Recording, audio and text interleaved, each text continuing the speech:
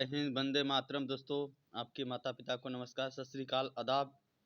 देखिए, आज income tax का फर्स्ट लेक्चर एमसीक्यू क्वेश्चन है। इसमें देखिए फर्स्ट क्वेश्चन है आपका, भारत में सर्वप्रथम आयकर कब लगाया गया। तो इसमें सबसे पहले देखेंगे यानी आयकर होता क्या है। तो आयकर का मीन्स यानी क्या होता है, तो आयकर यानी आप समझेंगे आयकर होता क्या है। ओके, देखिए आयकर यानी केंद्रीय सरकार द्वारा, यानी आयकर क्या होता है, आयकर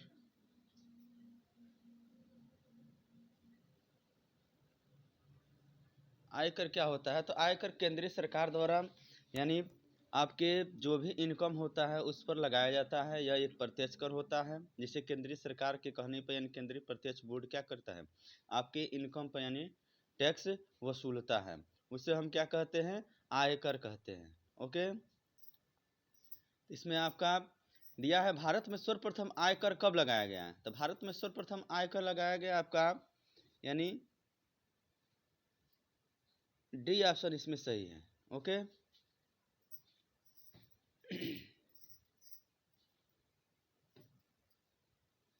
उसके बाद से लिखा है आयकर है।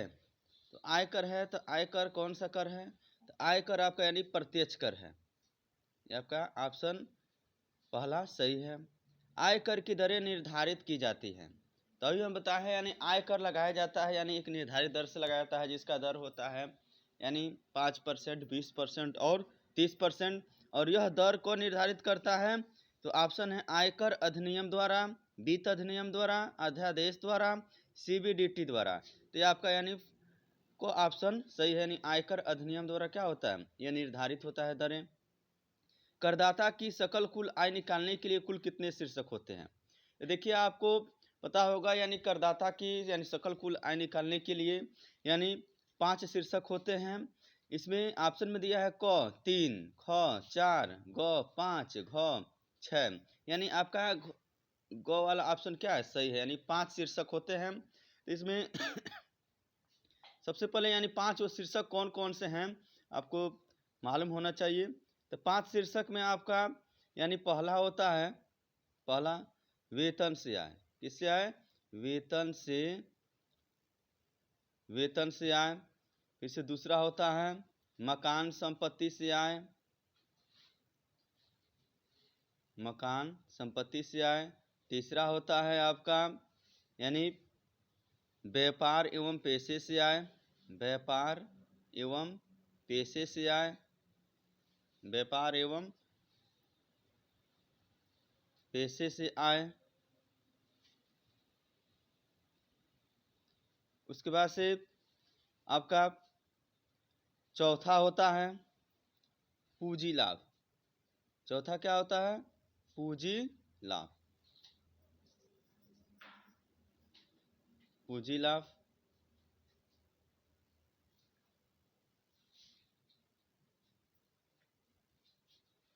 उसके बाद से पांचवा होता है यानी अदर सोर्सेस, यानी क्या, अन्य साधनों से आय, अन्य साधनों से आय, अन्य साधनों से आय।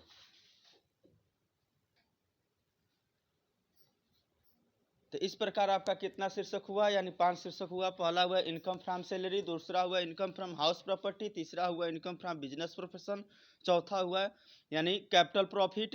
कैपिटल प्रॉफिट में भी 2 होता है, यानी एक लॉन्ग टर्म और एक शॉर्ट टर्म। लॉन्ग टर्म में क्या होता है, तो यानी जो 36 माह से अधिक के 36 माह से अधिक की अवधि की जो यानी लाभ होता है वो आपका लॉन्ग टर्म होता है। जो 36 माह से कम की अवधि की लाभ होता है वो शॉर्ट टर्म होता है। ओके, अब नेक्स्ट क्वेश्चन है आपका 5वां नंबर क्वेश्चन है, वर्तमान आयकर अधिनियम निम्न प्रकार से जाना जाता है। तो देखिए आयकर अधिनियम के लिए कई अधिनियम लागू हुआ, जिसमें 1860 था, 61 था, 62 था।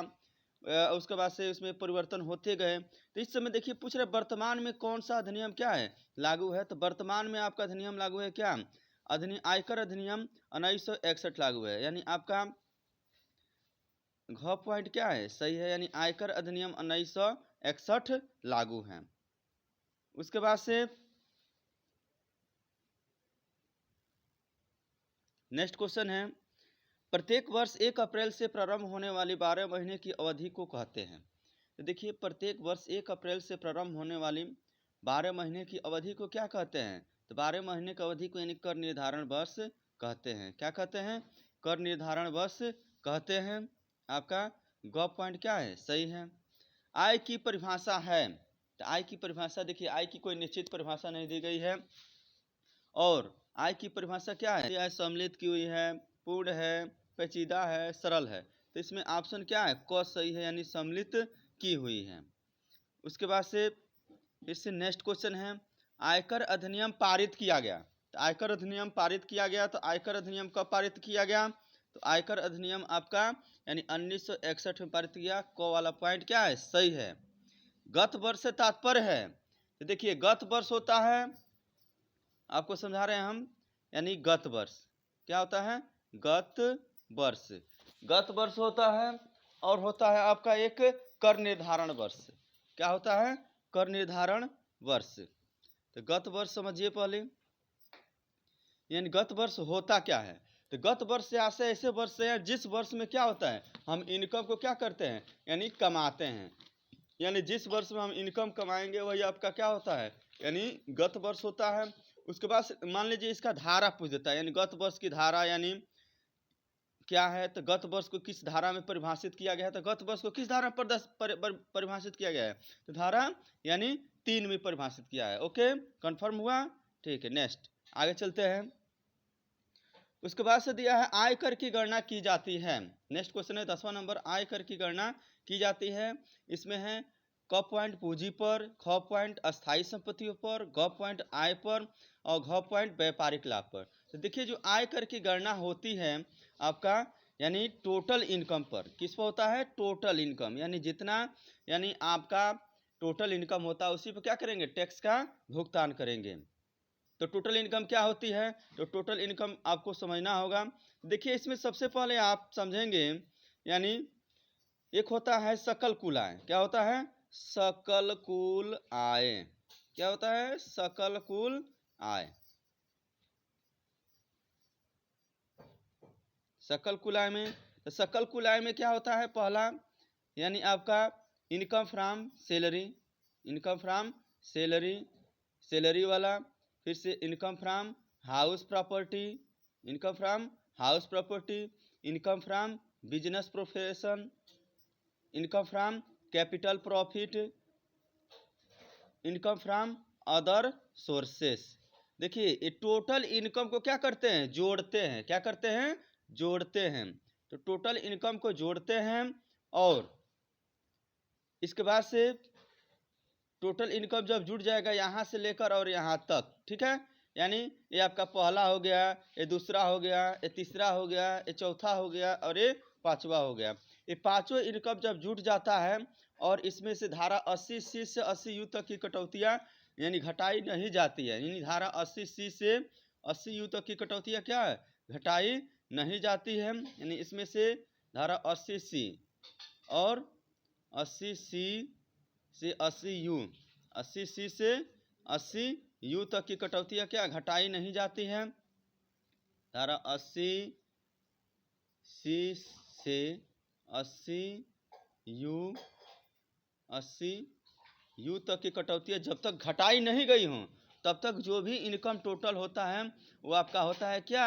यानी GTI होता है। क्या होता है? GTI यानी सकल कुल आय होता है।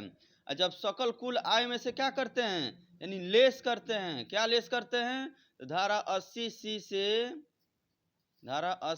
से 80U तक की कटौतियाँ, धारा 80C से 80U तक की कटौतियाँ क्या करते हैं? लेस करते हैं। और जब घट जाता है तो वही आपका क्या होता है? टोटल इनकम यानी TI होता है। क्या होता है?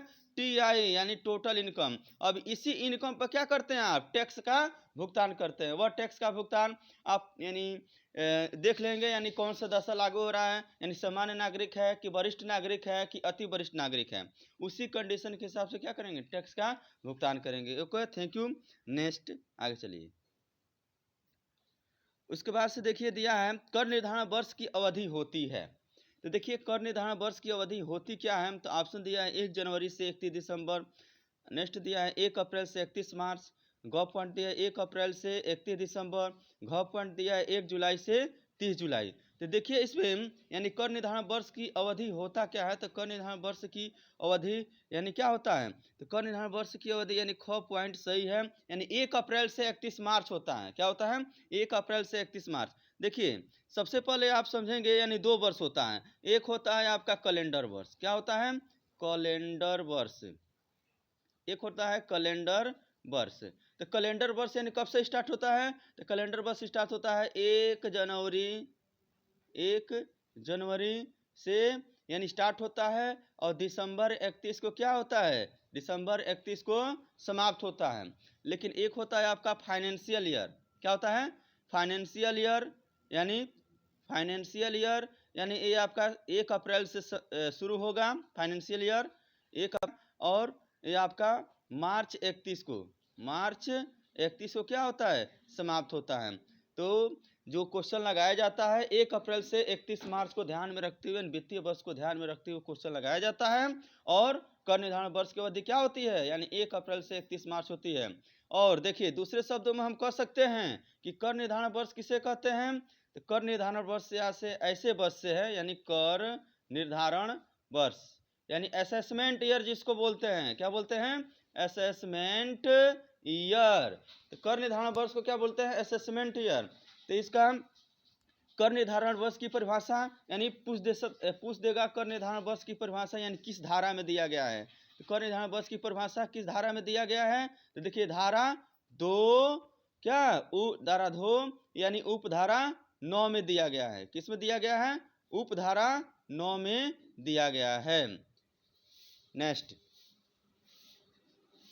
नेक्स्ट आपका है यानी आयकर उन व्यक्तियों पर लगाया जाता है। तो देखिए अभी बताए हैं आयकर यानी एक राशि पर लगाई जाएगी, वह राशि यानी न्यूनतम होगी कि अधिकतम होगी। तो ऑप्शन है जिनकी आय किसी भी गत वर्ष में करमुक्त सीमा से कम है, जिनकी आय किसी भी गत वर्ष में करमुक्त सीमा से अधिक है, जिनकी आय किसी भी गत वर्ष में 2,45,000 रुपये तक है, जिनकी आय किसी भी गत वर्ष में 2,50,000 रुपये तक है। तो आपका घ पॉइंट क्या है, सही है। तो देखिए हम बताए हैं यानी सबसे पहले कंडीशन के अनुसार क्या करना है, लगाना है। तो इसमें देखिए सबसे पहले आपको यानी जानना होगा यानी क्या क्या होता है, कैसे इस पर यानी कंडीशन लागू होता है। तो सबसे पहले देखिए 2 यानी 3 व्यक्ति होते हैं। तो 3 व्यक्ति में पहला होता है आपका सामान्य व्यक्ति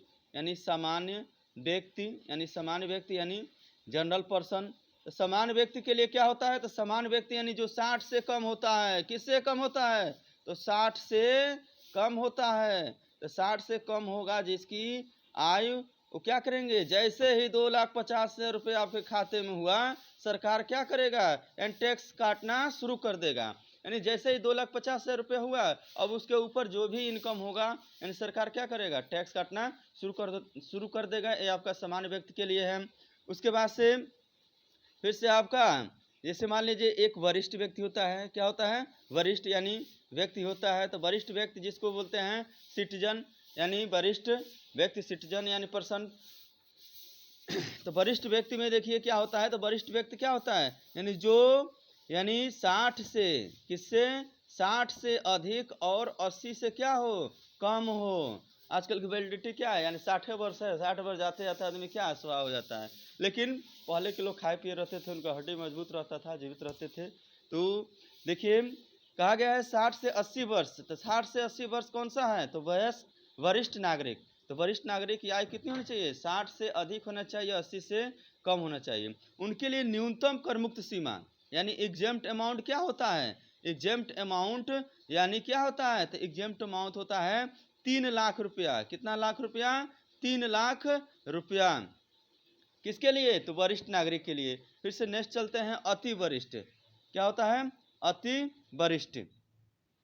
तो अति वरिष्ठ नागरिक के लिए क्या होता है, तो अति वरिष्ठ जो नागरिक होते हैं, अति वरिष्ठ यानी सुपर सिटीजन। क्या होते हैं, सुपर सिटीजन। तो इनकी आयु क्या होनी चाहिए, 80 से अधिक होना चाहिए। कितना होना चाहिए, 80 से यानी अधिक होना चाहिए।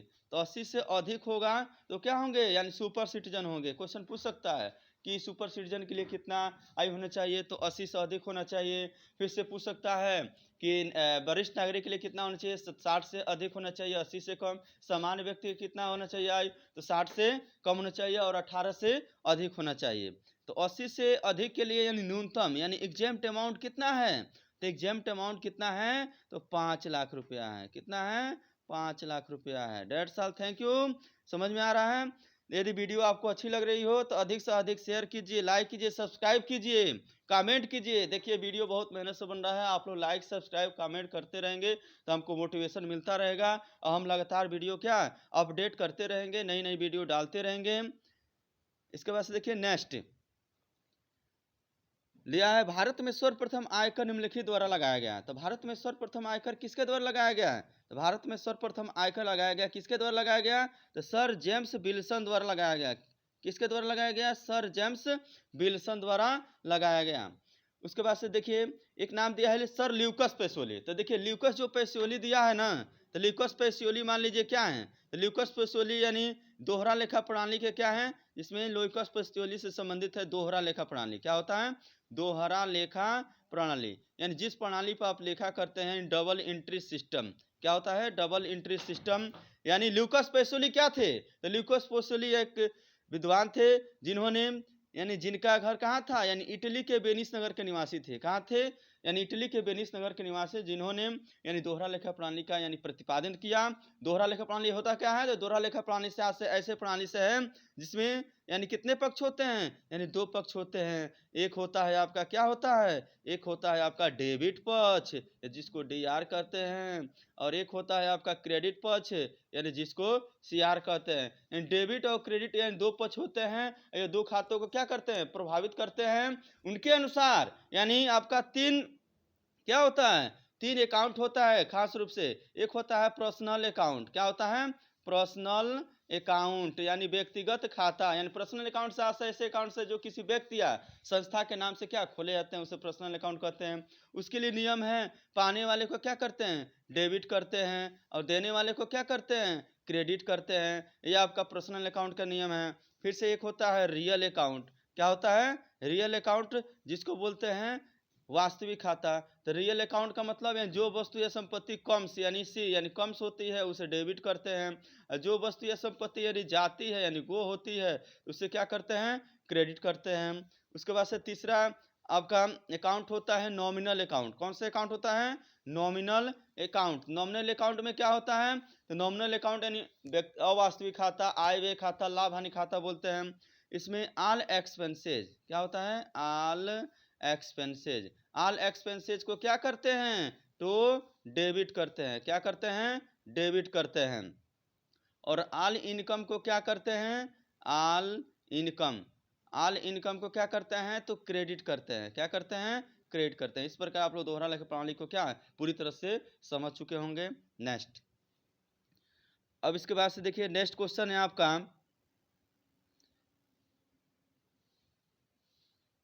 कर निर्धारण वर्ष 2020 से 2021 के लिए एक अनिवासी व्यक्ति की कर मुक्त सीमा है। तो एक अनिवासी व्यक्ति की कर मुक्त सीमा कितना है, यानी घ पॉइंट सही है, यानी कितना है, यानी 2,50,000। उसके बाद से नेक्स्ट क्वेश्चन है, नेक्स्ट क्वेश्चन है कर निर्धारण वर्ष 2020 से 21 के लिए भारत में यानी अति वरिष्ठ नागरिक के लिए कर मुक्त सीमा कितनी है। तो अभी हम ऊपर बता चुके हैं इसका डिटेल।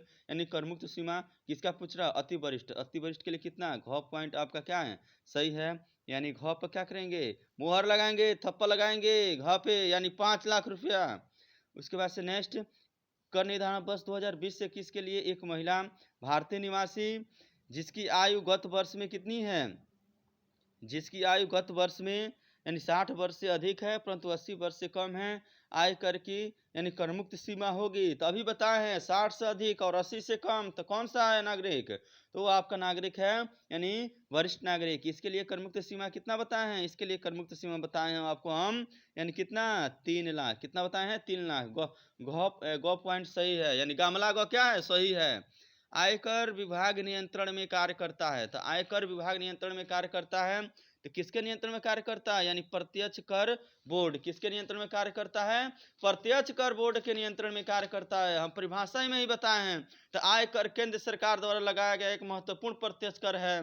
केंद्रीय बजट में आय कर से संबंधित परिवर्तनों का प्रभाव केवल साधारण नागरिक पर ही नहीं पड़ता, वरन पूरे शेयर बाजार, निवेश, बैंक जमा, जीवन बीमा व्यवसाय सभी को क्या करता है? प्रभावित करता है। यानी इस प्रकार हम बोल सकते हैं कि आय कर आय पर लगने वाला एक वार्षिक कर है। यह प्रत्येक वर्ष करदाता द्वारा वर्ष भर में कमाई गई करयोग आय पर लगाया जाता है। करयोग आय का निर्धारण आयकर अधिनियम के अनुसार किया जाता है। ठीक है, नेक्स्ट, आयकर अधिनियम व्यक्ति से अभिप्राय है। तो देखिए आयकर अधिनियम में यानी व्यक्ति से अभिप्राय होता क्या है? तो सबसे पहले आपको यानी व्यक्ति समझना होगा कि व्यक्ति में आखिर में शामिल होते क्या हैं। तो व्यक्ति में क्या क्या शामिल होते हैं?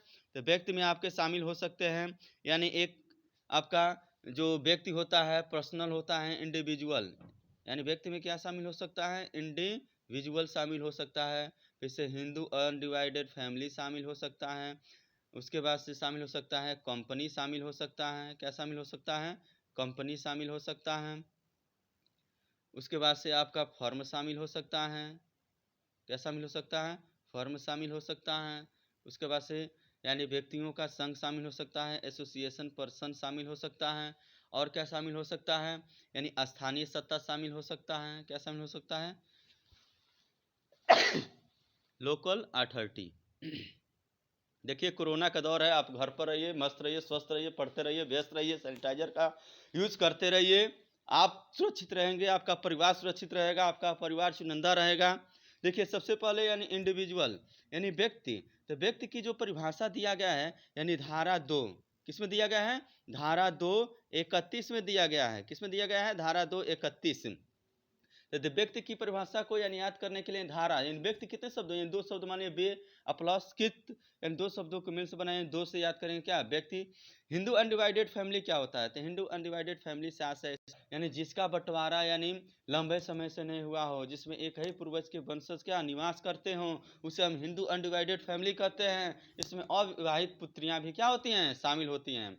इसमें अविवाहित पुत्रियां भी क्या होती हैं? शामिल होती हैं। उसके बाद से परिवार का कर्ता कौन होता है? तो परिवार का कर्ता एक ज्येष्ठ पुरुष होता है, और यदि ज्येष्ठ पुरुष उस लायक नहीं है तो ज्येष्ठ महिला होती है। ये दोनों नालायक हैं, यानी मान लीजिए दोनों जो ज्येष्ठ पुरुष छोटा और बड़ा और छोटा दोनों क्या है? उस लायक ही नहीं है। जो भी महिला होगी क्या करेगी? उस घर का यानी अपना कर्ता होगी, अपना काम धाम करेगी। उसके बाद से अपने दायित्व क्या करेगी? निर्वहन करेगी। उसके बाद से देखिए एचयूएफ को दो भागों में बांटा गया था, एक आपका दायां भाग और एक आपका क्या होता है यानी एक दायां भाग और एक मिताक्षरा भाग। ये आपको हम डिटेल में बताएंगे एचयूएफ यानी चैप्टर में। Okay, next, company. देखिए कंपनी होता क्या है?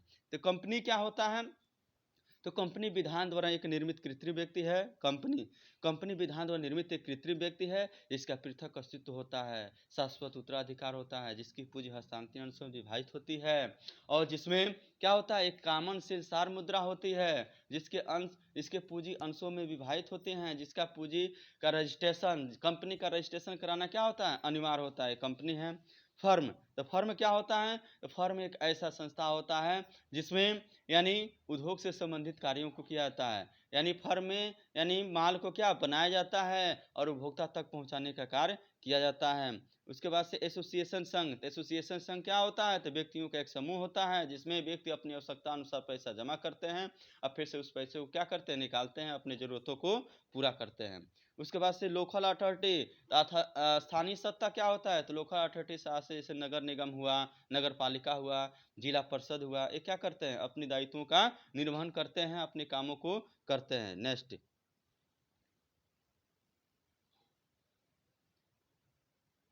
आपका है आयकर अधिनियम में व्यक्ति से अभिप्राय। ये तो हो ही गया, यानी हिंदू अविवाहित परिवार, कंपनी, स्थानीय सत्ता। तो ऊपर जो डिटेल बताएं उसके अनुसार क्या है? उपयुक्त सही पर मुहर लगाएंगे।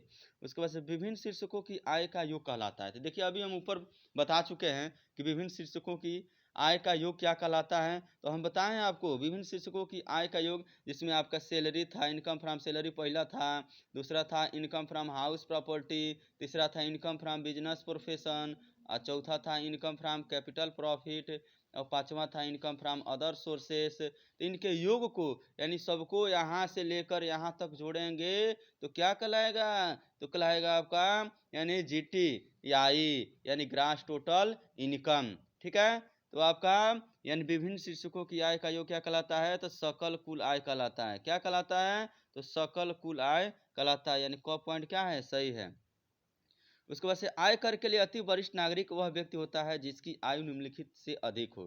तो वरिष्ठ अति वरिष्ठ नागरिक के लिए अभी बताए हैं क्या, अति वरिष्ठ नागरिक के लिए यानी 80 वर्ष बताए हैं। ग पॉइंट यानी गमला ग क्या है, सही है। उसके बाद से 21 नंबर क्वेश्चन है, गत वर्ष सदैव समाप्त होता है। तो गत वर्ष सदैव समाप्त होता है तो कब समाप्त होता है, तो 31 मार्च को समाप्त होता है। यानी गत वर्ष का परिभाषा बताए हैं, धारा 2(9) में दिया गया है, सॉरी धारा 3 में दिया गया है। गत वर्ष की परिभाषा किस में दिया गया है, गत वर्ष को बोलते हैं हम क्या, प्रीवियस ईयर। क्या बोलते हैं, प्रीवियस ईयर। इसकी परिभाषा किस में दिया गया है, तो धारा 3 में दिया गया है। तो गत वर्ष क्या होता है, तो गत वर्ष ऐसे वर्ष है जिसमें एक उपभोक्ता क्या करता है, अपने आय को कमाता है, इनकम करता है। जब आय कमाइए तब ना टैक्स भरिए। तो जिन यानी जौना वर्ष में क्या कल जाए यानी आय कमाई जाए उसी वर्ष को क्या बोलते हैं, यानी गत वर्ष बोलते हैं देसी भाषा में। ठीक है, उसके बाद से देखिए नेक्स्ट है, नेक्स्ट आपका है यानी वित्तीय वर्ष 2019-20 का कर निर्धारण वर्ष क्या होगा। तो वित्तीय वर्ष 2019-20 का यानी कर निर्धारण क्या होगा, तो वित्तीय वर्ष 2019-20 का यानी कर निर्धारण यानी देखिए 19-20 में इनकम कमाए हैं तो उस पर टैक्स कब देंगे, यानी आप उस पर टैक्स देंगे 20-21 में। यानी आपका ऑप्शन यानी कौन सा सही है, यानी गमला का सही है, यानी ग सही है आपका ऑप्शन। ठीक है ना, यानी ग नंबर पर ट्रिक करेंगे। ओके, सॉरी गमला का यहाँ पे है। ठीक है,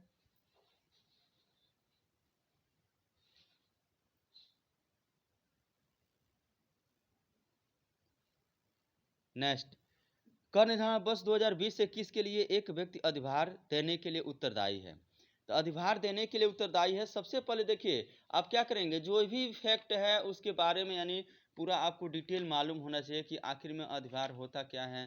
ठीक है, अधिभार होता क्या है इसके बारे में आपको जानकारी होनी चाहिए कि अधिभार कैसे लगाया जाता है। तो देखिए अधिभार, तो अधिभार के संबंध में आपको हम बताएंगे। अधिभार, अधिभार को बोलते हैं सरचार्ज। क्या बोलते हैं, सरचार्ज। क्या बोलते हैं, सरचार्ज।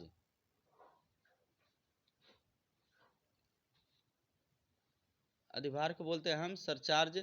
सरचार्ज का मतलब तो यानी जो एक व्यक्ति के इनकम पर यानी जो टैक्स पर इनकम पर यानी जो टैक्स काट रहे हैं, अब जो अमाउंट आया है अब उस पर क्या करेंगे, सरचार्ज यानी हम लगाएंगे। तो सरचार्ज लगाने की कुछ शर्तें होती हैं।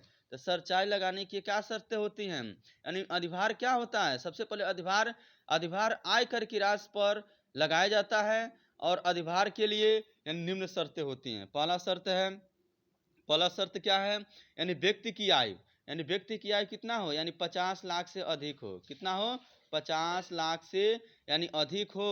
और 1 करोड़ से क्या हो, कम हो। 1 करोड़ से यानी क्या हो, कम हो।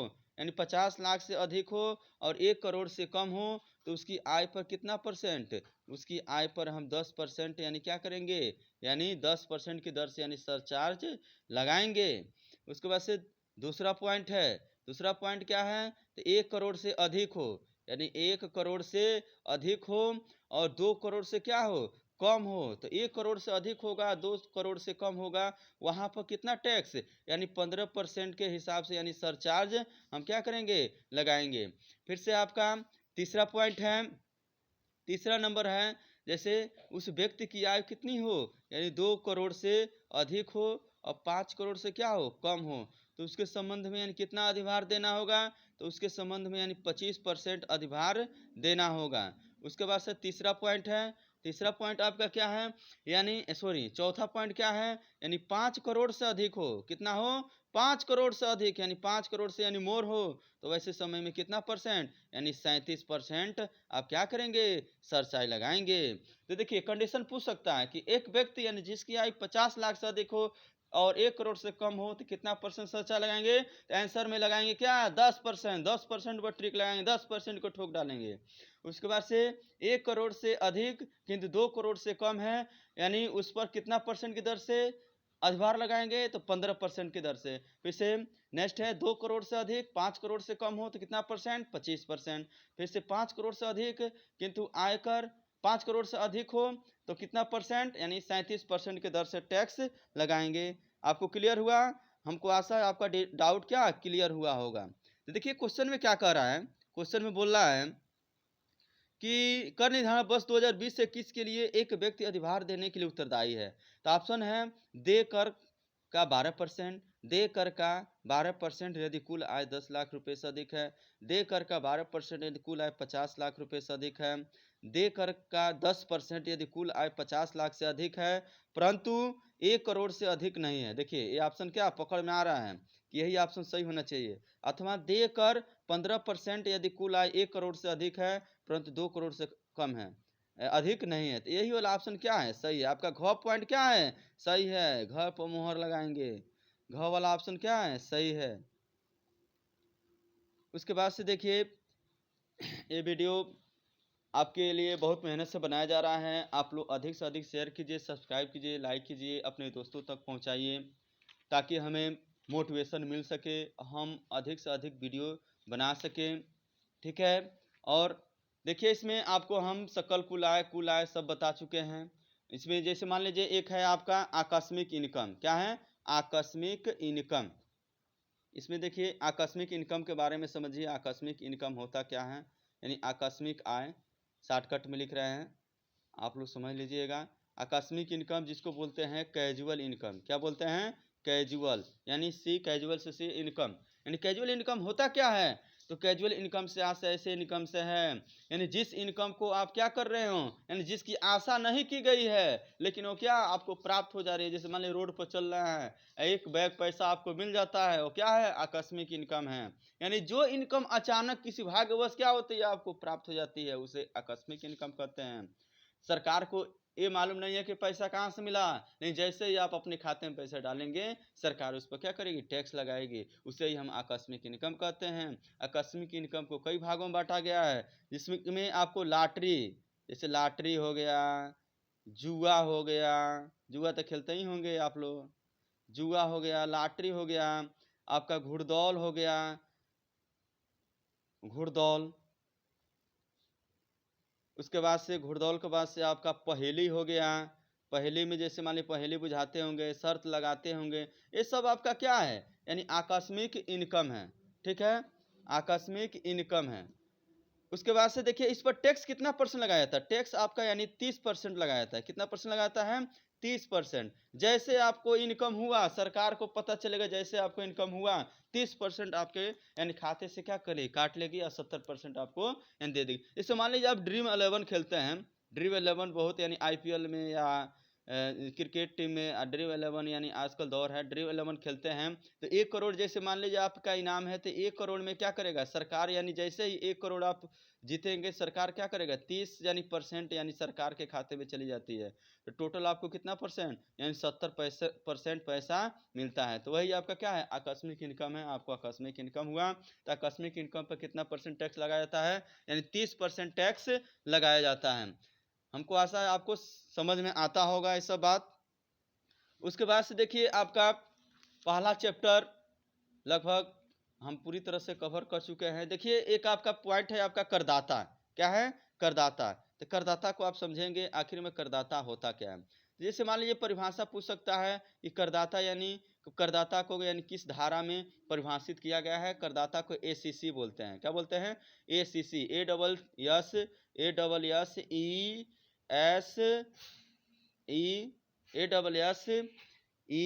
ASSE, ठीक है ACC। तो ACC की परिभाषा किस में दिया गया है, तो ACC की परिभाषा धारा 2 में दिया गया है और धारा 2 की उपधारा यानी 7 में दिया गया है। तो करदाता से आशय क्या है, तो करदाता से आशय ऐसे व्यक्ति से है जो इस अधिनियम के अंतर्गत क्या हो यानी कर का भुगतान करता हो, कर के लिए जिम्मेदार हो। यदि कर नहीं देता है तो उस पर अर्थदंड लगाया जा सकता है।